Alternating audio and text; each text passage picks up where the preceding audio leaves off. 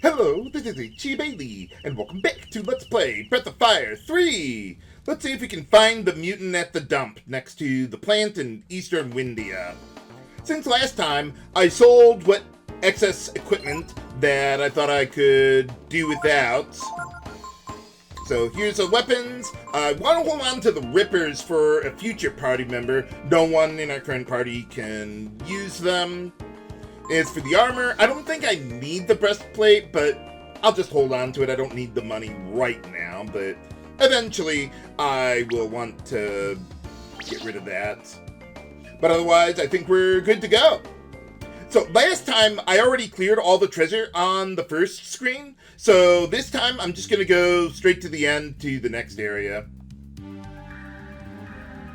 On this trip, I would recommend conserving AP for the boss at the end, although you don't need a ton. But I am having Ryu use Blitz a lot more this time, so as far as his HP is concerned, I would just keep him at or above 50% of his max HP.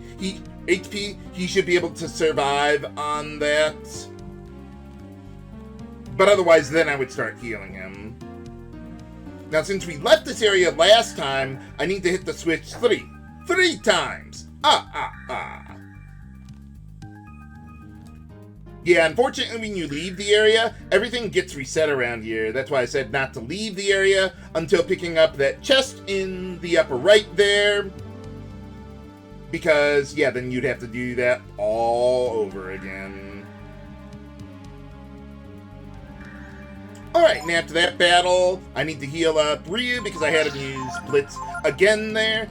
So, by not healing him before, the cost of Blitz was a bit lower because he used less HP to get the exact same effect there. But also, as far as using Blitz goes, if you encounter either a Bomber or Painweed, I would recommend equipping him with a Claymore, because they've got quite a bit more HP than the other enemies do around here. Remember that path to the right for later, viewers. For now, let's continue all the way down to the southwest corner to find a magic shard for Ryu. Yeah, let's give him a little bit of a AP boost there. Then we want to go to the northeast of here, past the lava. And then we can find a couple switches there that operate the conveyor belt. And then you want to hit the red switch 8 times to move the crate there so we can walk over to it to get to some treasure. But first we got to go into the middle of this area. Then behind the crates we can go up the incline and then follow this path all the way to the end over the crates, where we can find a chest which contains the Artemis cap, which I definitely want to give to Momo. Artemis's cap increases your physical attack accuracy by 10%. So combined with the passive from Delonzo, now Momo's attack accuracy is 85%. Not too shabby there. So that's pretty nice. Also, after that battle, we gained a level for Momo to learn Quake. Hits all enemies for earth damage, though in this area, bombers and pingweeds are immune to it or absorb it, and eye bulbs are strong against it. So I wouldn't use it here. Not a very good area to do that, but it's available and it will be useful eventually. But let's see. Yeah, let's heal up Nina a little bit there. We're doing pretty good on AP. I haven't really had many opportunities to use Blitz around here. Unfortunately, though, there's no way to drop down from here, so we gotta walk all the way around to get back to those switches. You'd think getting the Artemis's cap for Momo would help her accuracy, but she just missed 3 out of 4 hits with double glow there. I was going to say that the Artemis's cap made Momo a powerhouse, but no. Oh well. But alright, we made it to the end here. Let's see. How about we just use a healing herb to top you off there? Okay, now for the setup I'm going to be using here, I want Momo in the lead with the attack formation. I've got a very particular setup that I'm going to be using here. I did not come up with this on my own. A viewer helped me during one of my live streams. A little bit of a risky setup, but I think we'll be fine. But yeah, I'll credit them in the video description there. Okay, for Nina, yeah, she can get on the glass domino. I don't want to give her the buckler, though. Okay, so we'll just leave her alone that way. Then, let's see, for Momo, let's get the buckler.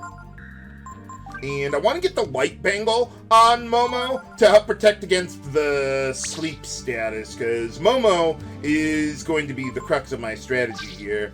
Otherwise, yeah, let's just get all the heavy stuff on Ryu there. He's not going to be fast, but I want him to have as much attack power as I can get for him, other than the attack formation. And let's see, I want to have at least 14 agility for the ladies, although I'm going to switch some stuff around for Momo in a bit. But at the start, I want to have the buckler equipped on her. And I think we're good to go. Whoa! What is that thing? I've seen this hentai before. Well, is that the mutant we're looking for? I don't see any other ones around here. Well, it did. I don't think he'd be the best person to ask, given his choice of literature. Just put it that way. Aww. Yeah, well, I mean, I've got a sword. I can chop solid wood with it. I could probably, yeah, slice up a mutant plant. Huh? Oh, wow! That mutant talks more than Ryu does! Apparently so. Oh, you don't know? Okay. Well, you are. Got some kind of creepy eyes going on there. Aw, isn't the mutant plant so cute? Well, I mean, it's clearly alive, at the very least. Well, that is the general idea. For boss time! Against the Mutant.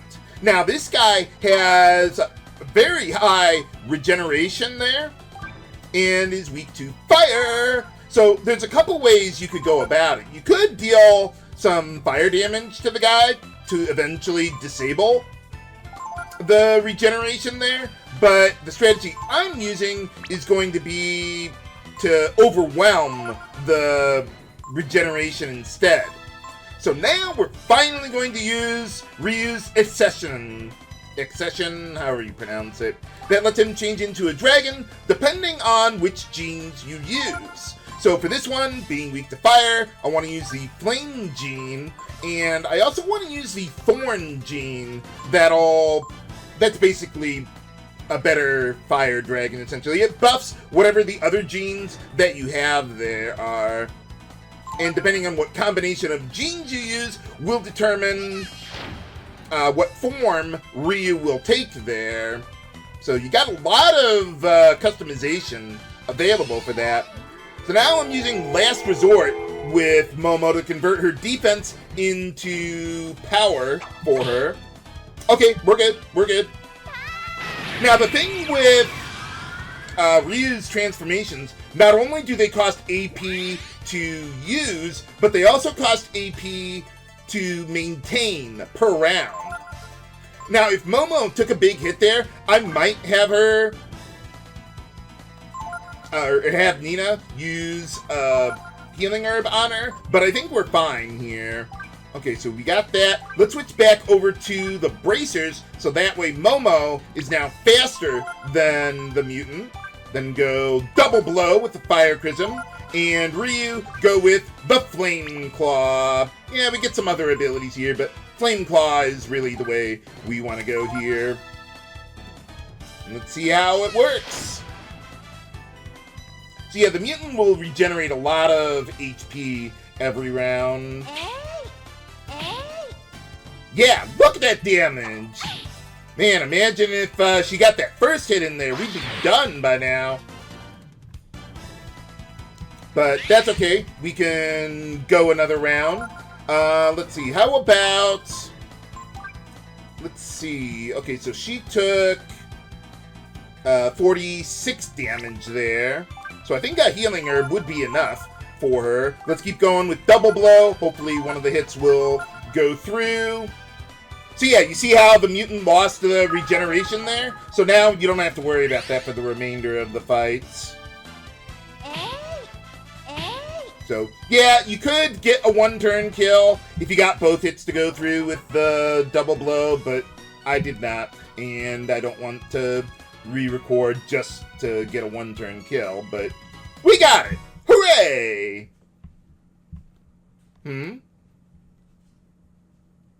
Oh, well, yeah, you were kind of gonna die. Yeah, I've seen that hentai before, too. Well, what's up? Oh, yeah. Well, I mean, we've seen plants that talk in the series already.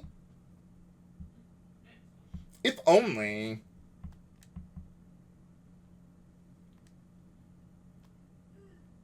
Something like that. What do you mean? Why not? Oh, okay. What's up? Oh, the mutant is just that little head of it, not the whole stem or whatever. Why not? Oh, yeah, I suppose. Well, that's the idea. Very well then.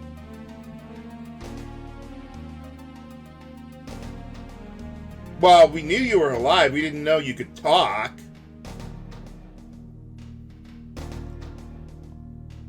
Are we supposed to be getting introspective here? Well, very well then. Take one for the team. Okay, so let's move the blue switch. Well, goodbye. Huh? Oh, right. Whoops. Yeah, let's, yeah, you gotta hit the red switch in order to progress. Can I even leave? Oh, right. Okay, yeah, we'll, yeah, go Terminator 2 style.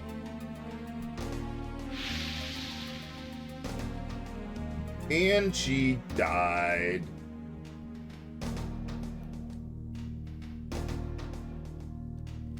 Oh, a little late now.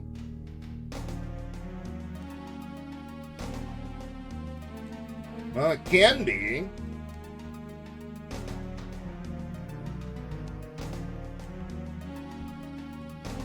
Oh. How bad could it possibly get? What was that? Game? Whoa! Oh, looks like that onion from back at the plant there that I shot. Whoops.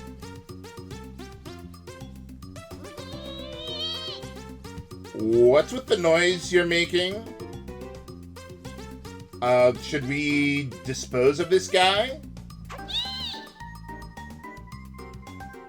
Oh, what now? Oh, they can do that? Well, it wouldn't be the first time I've had a plant party member in this series. So... Oh, the mutant was considered male there? I would think it would have been female with giving birth to a baby mutant. Oh. Well, it can talk a little more than Ryu can. Not that that's saying much.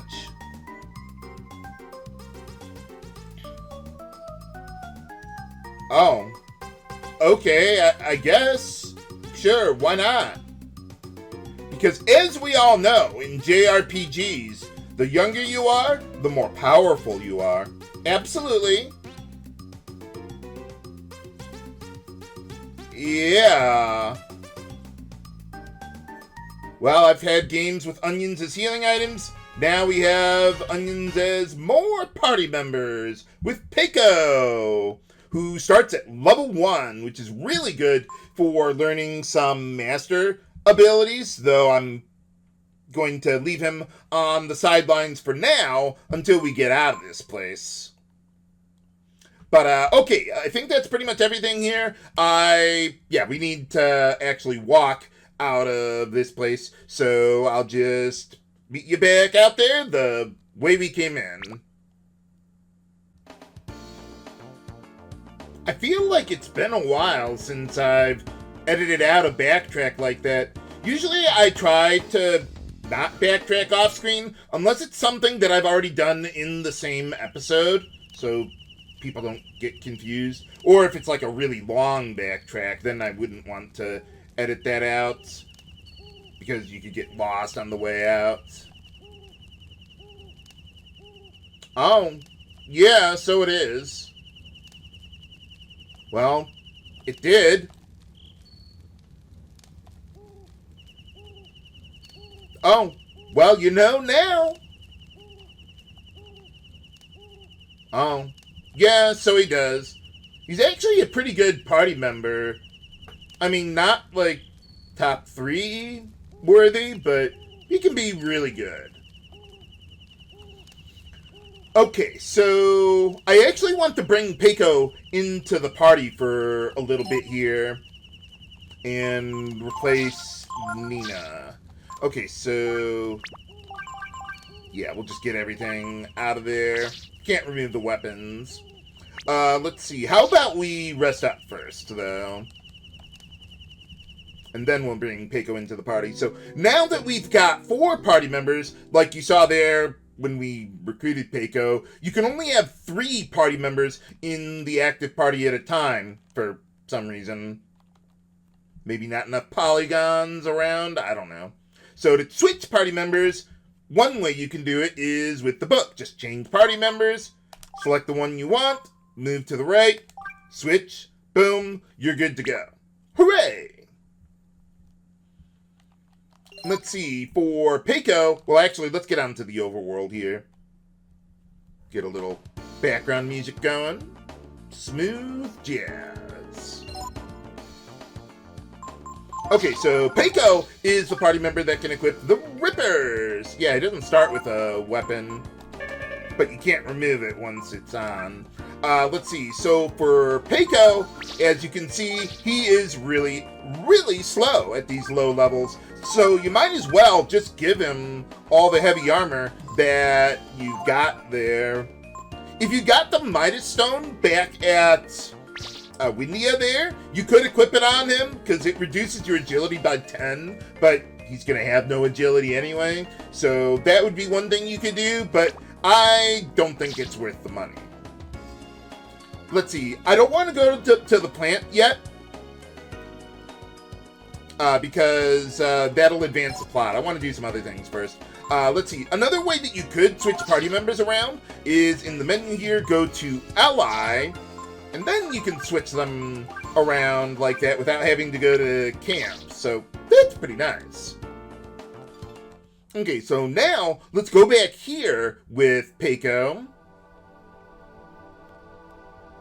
and see what's going on with the tree here. I think we got to put Peco in the lead. Now, remember, Peco is a mutant plant. There we go. Oh, is it? Yeah, sure. So, for whatever reason, I guess Peco can understand Yggdrasil. Not doing too well, though. But in any case, yeah, if you got a wisdom fruit from earlier, yeah, you can give it to Yggdrasil. And then Yggdrasil can become a master for you. I don't want to use Yggdrasil, though, on anyone. At least not right now. But I do want to get a master for Peco there. And also do some other stuff while we're at it. Okay, so yeah, let's go back to the coffee shop. Now that I've gained a couple levels for Momo under Delonzo, we can learn a new ability for her. And I want to do it now, because if I wait until later, we won't be able to come back here for a little while. So if you haven't gotten 2 more levels for Momo while apprenticing under Delonzo, I would recommend finishing off that level if you can, if it's not too much. But the ability we learn here is Monopolize. And let's see, I would like Peco to apprentice under Delonzo, though I don't plan on him gaining any levels. Not right now, anyway. No, I think we're good. There's no, like, abilities that I want to learn for Peco, at least not right now. But now, let's see, if you recall, back at the Fairy Spring, there were some rocks around the place that we couldn't move. But now that we've got Peco, we can move them around. So let's head on back over there. And let's see. We got Monopolize. Basically, what it does is whatever experience the party would have gained from battle, all of it goes to whoever used Monopolize. But if that person dies after using Monopolize, no one gets experience. So you want to be careful with that. But I do want Momo to use that now to avoid giving experience to Peco there. I want to keep him at level 1 for a little while. Alright, so now with Peco in the party, let's put him in the lead. Then use his field ability. Okay, that rock wasn't the one. Oh, there it is, I think.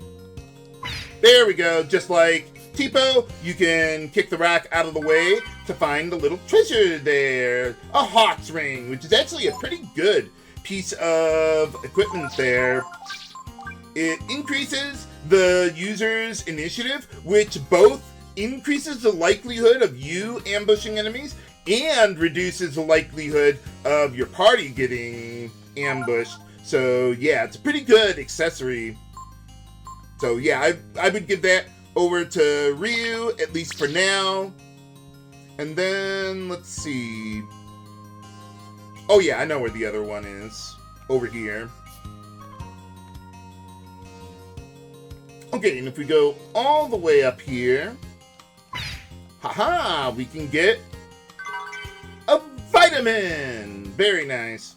There's also a couple properties that Peco has that others do not.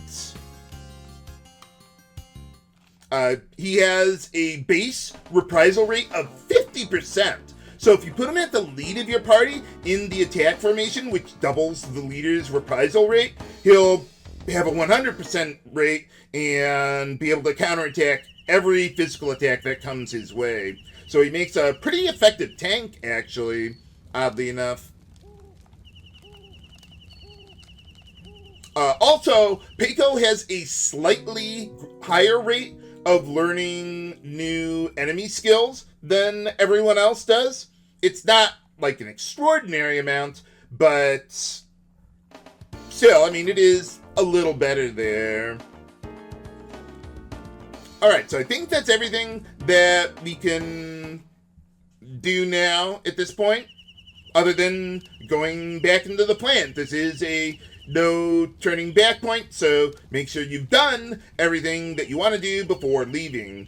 Another thing you could do is grind out a couple more levels for Momo with Monopolize in order to learn Steal from Delonzo. You have to gain 4 levels with Delonzo in order to do that. 4 total levels, not in addition to the 2 that we've already got. So if I got her up to level 15, we could learn that now, and that might be useful for upcoming events. But I am not going to be doing the grinding. I'm just going to continue onward here. But how can we get past Balio and Sunder's blockade? Find out next time on Let's Play Breath of Fire 3. This is H.C. Bailey, signing off. Have a good day.